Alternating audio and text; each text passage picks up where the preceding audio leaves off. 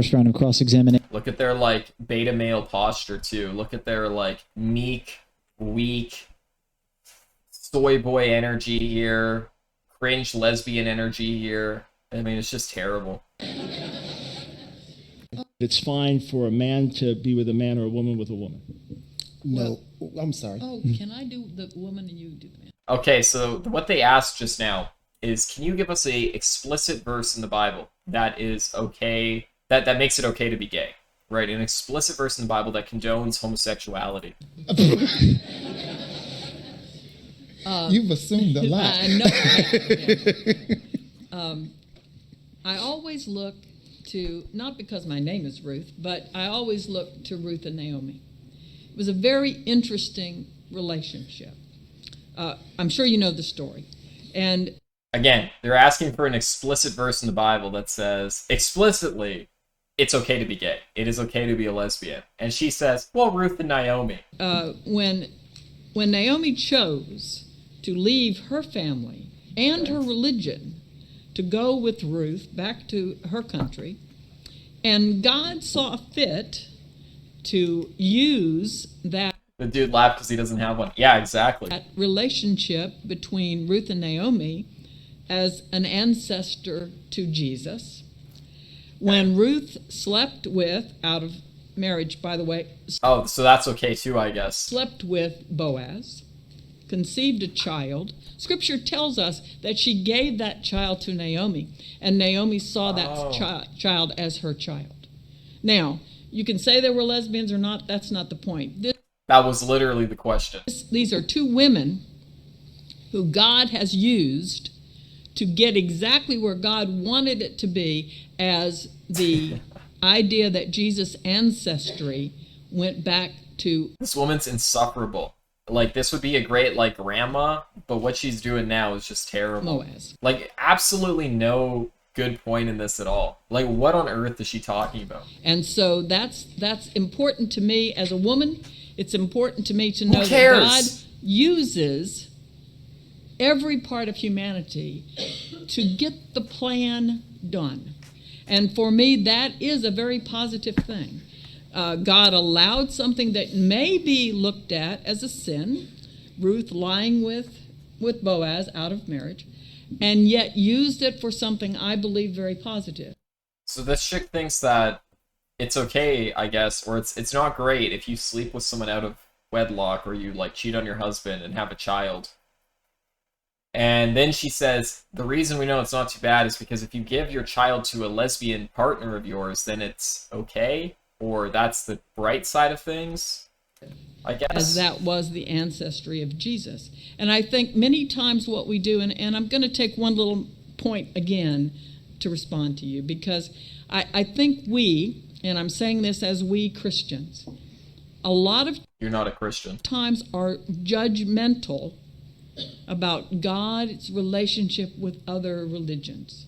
You said you were Jewish. My sister-in-law is Jewish. You know, my niece and nephew are Jewish. But what I know is Why was that necessary to work in? God's going to make a way. God's going to make a way for people to find their way back to God. Not he God, not she God. Oh, see, my mistake. When God says, I am the Father, when Jesus says, God the Father, I mistook that for being like a male figure. I thought Jesus is clearly a woman, or Jesus is non-binary, or God is non-binary. That's really what it is. When God says, I am the Father, right, I'm like, oh man, I guess Jesus is non-binary. I guess God's non-binary. But God who is above those terms of male or female. Can I just jump in, though, just out of respect to the Sure. specific question, just to clarify? Since the Bible explicitly presents Ruth and Naomi as heterosexual, both married women, and then Ruth remarries, with no testimony whatsoever of any sexual or romantic attraction or activity between them, would you agree that that is not an explicit example of God affirming to lesbians in the Bible? No, I would say so. I would not agree. What? She's You're doubling saying down. She's doubling down now. Does affirm that. Yes, I think it does. Even though you said we don't know either way, you're saying it is an explicit example To of me, is lesbianism an in the example Bible. of two women being used by God to do what needed to be done. And you said, Oh my, so powerful, so stunning and brave. Where does it say you can be gay in the Bible? Well, Ruth and Naomi, they raised a child together. And to me, that's a perfect example of God using two women to get something done. Okay. You can't make this stuff up. This is why that women should not be preachers, okay? Not even left-wing, liberal preachers. They can't even do that right. But is that an example of a lesbian relationship? I believe there was a love And it's explicit. between them. And if you want to define that, whether they had sex or not, you're saying two women who love each other. So that's the only way that two women can love each other if they're lesbians? No, I think it's the way two women. So again, he's asking if there's gay couples in the Bible. She's like, yep, Ruth and Naomi. And he's like, well, they never, like, slept together. Like, they're both clearly heterosexuals or whatever, right? And she's like, well, no, they loved each other very deeply. Therefore, they're obviously lesbian. And he's like, wait a minute, so any two women who love each other are now lesbians? And then what do you think she's going to say? Oh, no, my mistake? Or double down again? Women can love each other who do not have husbands actively in their lives. Oh. Right, that's a... And her face when she says it, she's so sure of it. She's like, are you an idiot? Watch her face. I know it's hard to see, but just, like, watch how, like, she's talking to him like he's a total idiot. Who do not have husbands actively in their lives. Actively in their lives. Okay, buddy? Do you not get this? Lesbians are when two women like each other. That's all it is. So Ruth and Naomi, they liked each other. They're lesbians. So the Bible is okay with sodomy and polygamy and incest. And bestiality subsequently, I guess, too. Double down. Yeah, exactly. Play. Right, that's nothing to do with lesbianism, as many women here would attest. Maybe. Maybe.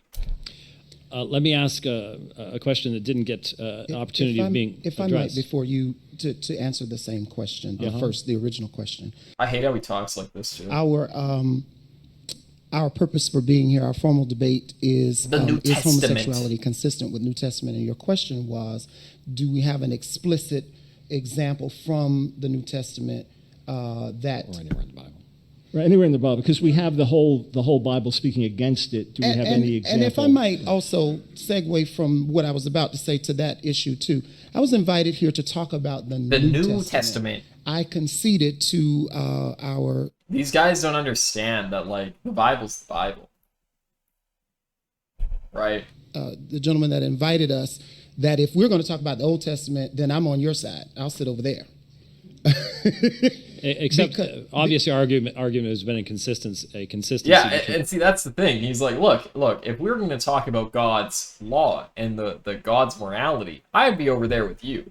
But what we're talking about is my fetishized version of Jesus, where all I care about is love, love, love, and I redefine love to mean accepting everyone no matter who they are. So, look, I mean, if we're going to talk about the Old Testament, which is God, and God is unchanging, and I believe Jesus is Lord. I mean, if we're going to talk about the Old Testament, then I would agree with you guys full-heartedly. But we're not. I'm going to consciously and willingly ignore half of all of God's word that's written down. Half of all of the inspired word from God. In fact, just over half of the inspired word of God. I'm just going to ignore it because it doesn't really suit my lifestyle. And I'm just going to pay attention to the half I like. And even of that, I'm going to like take out some verses that don't really align with me. And when we limit it down to that, and I reinterpret it a lot, that's what I'm here to debate. Between the two, but So- if you wish, and I've if you heard wish to say limit that, I've that's heard you fine. say that 3 or 5 times now. Whoa. I'm here to talk about the New Testament, and Okay. and I'm talking about and that's very important to me because Christ is the originator of this New Testament. He says explicitly that this is the New Testament of my blood, or the blood of this New Testament. He is He doesn't even know what he's talking about. Didn't we watch this part? Yeah, we did. It's so fun to watch. It bears repeating. claiming that his blood has power over all that has happened before. I just can't believe how dumb these guys are. I can't say the Greek words. I'm as worship, and we know what was happening there, and we know that that's those same What did you miss? Oh, bro, you don't even want to know. words are God's moral law doesn't change. Exactly. God does not change. That's the thing, right? God is the standard of perfection. Perfection doesn't change. It wouldn't be perfect if it had to change. If God says, it's good to do this today, and then tomorrow he says it's actually bad to do this, that wouldn't be a perfect person because he's changing up the rules. So was he perfect then, or is he perfect now?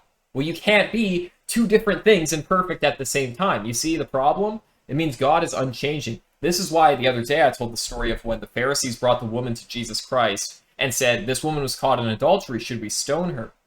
Okay, this is when Jesus said his famous line, he who has not sinned may cast the first stone, right?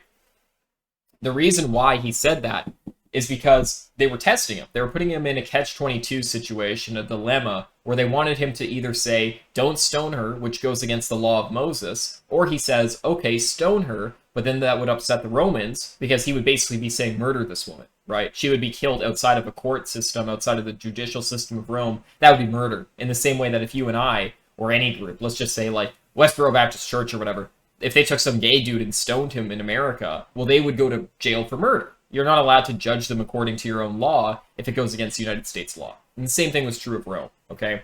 So the Pharisees were trying to trap Jesus in this situation where he had to either upset the Romans or upset his followers by not following Moses' law.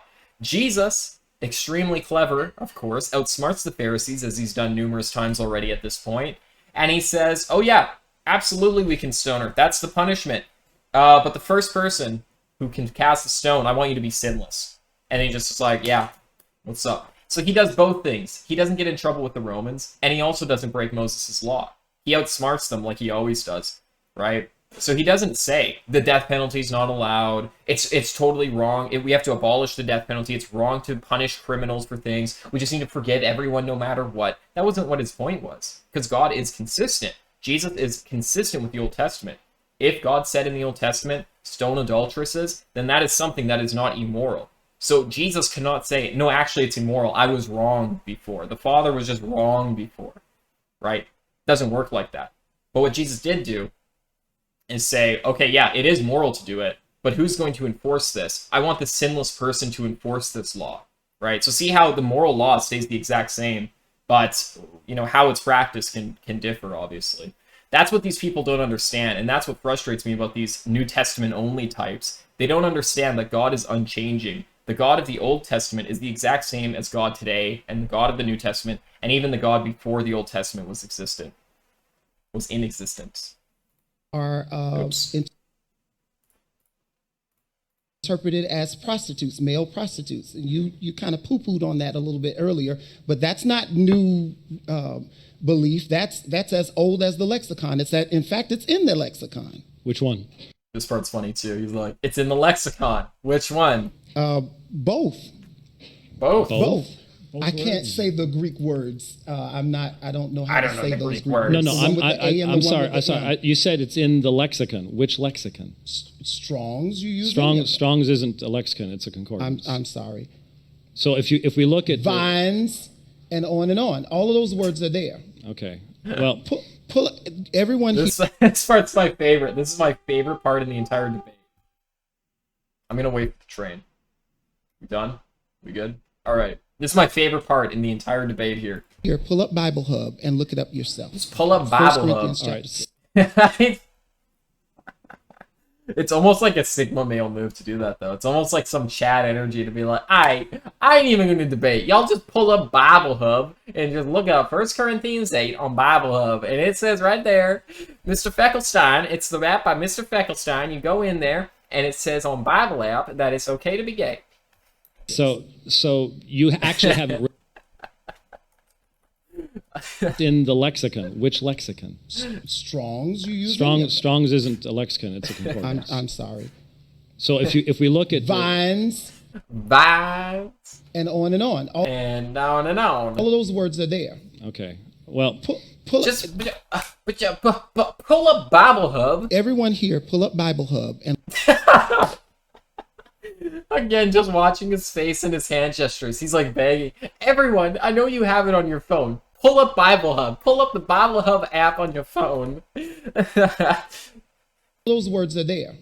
Just watch his face. He's totally desperate for anything. Just like she was with the Ruth and Naomi story. okay. Well, Everyone here, pull up Bible Everyone Hub here, and pull look up it up Bible yourself. Hub. okay. 1 Corinthians All chapter right. 6. So you actually haven't read any of the modern scholarship Oh my gosh. that would substantiate what Holy. I indicated, and that is that both arsenos and koiteo. This is just unfair. These guys are like just demolishing these two poor sodomites. I mean, it's insane.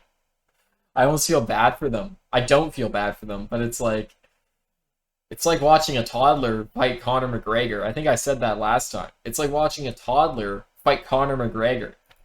Are found right in the Greek Septuagint, in Leviticus 18, in Leviticus 20, in the Holiness Code. Isn't it funny listening to the difference in arguments that they give too? And that they refer very clearly to what men do with men in bed, and that fact, even the online LGBT encyclopedia recognizes that these are not ambiguous words, and the only reason anyone says they're ambiguous is because of the rise of the sexual revolution, not because of any advancements in our knowledge of the New Testament. So my contradiction to that is you don't My contradiction to that is find those words in any modern translations of the Bible prior to the See, and he tries to pull this stupid, oh, the word homosexual wasn't in the Bible till 1945 or whenever it was. As if that, like, changes anything. As if people before 1945 didn't know what a sodomite was. There was no such thing as gay before 1945. No one understood what it was. It's one of the worst arguments I think I've ever heard against the Bible. as a matter of fact, the 20th century. Yeah, he doesn't even know the year. I think it's 45. That's a truth. That's a truth. My contradiction to that is my truth, which is the word homosexual was not in the Bible till like the 20th century. So when you say, and then you just English refer to, Just pull up, everybody pull up Bible Hub, all right? Just pull up Bible Hub. Are you saying English translations determine the meaning of the Greek words? no, they do not. But you just said it's new research. And then, of course, the Chad fires back with, wait a minute, it was written in Greek, don't be gay. What does this have to do with the word homosexual in English being in an American Bible? You said, "Have I read any of the new research?" I haven't.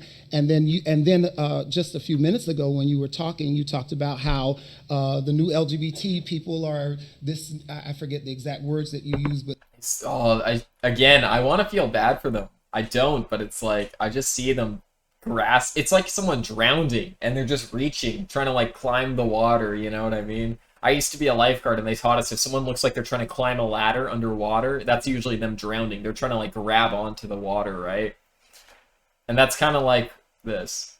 He's a lazier version of Rob Smith. Yeah, exactly. And a little older too. Well, yeah, he's like the old, fat version of Rod Smith. with this. Drowning? Is it drowning? No, it's not drowning. It's drowning. What did I say? This new theology, or whatever word you use, you can't have it both ways. You guys have ever heard that? Have you guys ever heard that German joke? I don't know if it's German, but my German family would tell it to me like every Christmas when I was a kid. It was like, what was it? Knock knock or something? Yeah, knock knock. Who's there? Dwayne. Dwayne who? Dwayne the bathtub daddy. I'm drowning. I said drowning. It's drowning. Drowning. Oh, I guess so. It's a word I don't really say. I always spell it incorrect too. You can't have. You guys always correcting my words. Hey, you know what? I appreciate it. I was thinking just today actually about criticism and how it's important to be able to take criticism. And that's something I'm certainly working on. When I was younger, I was one of those guys who unironically was like, all right, guys, positive criticism only. How did I do? Right?